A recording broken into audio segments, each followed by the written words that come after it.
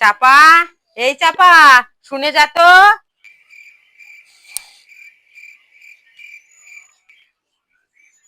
রাধা গোবিন্দ, রাধা গোবিন্দ, রাধা গোবিন্দ, গোবিন্দ। এ কি, তুমি সকালে উঠেই আমাকে বারণ দেখালে? ঘর ঝাড় দিচ্ছিলাম, হাতে বারণ থাকবে না তো কি গোলাপ ফুল থাকবে?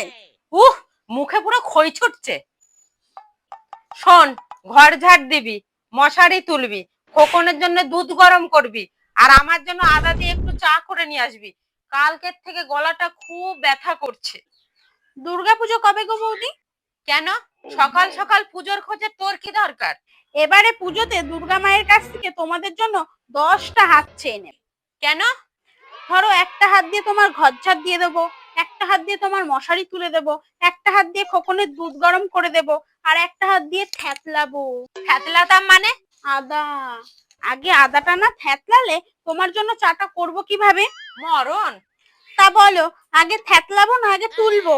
তুলবো মানে? মানে আগে মশারিটা তুলবো না আগে আদা থেতলে তোমার জন্য চাটা করে নিয়ে আসবো? তোমার যা খুশি তাই করো। না বাবা, আমি আগে তোমার জন্য চাটাই করে নিয়ে আসি, নাহলে আমার জন্য চিল্লে চিল্লে তোমার আরো বেশি গলা ব্যথা হবে।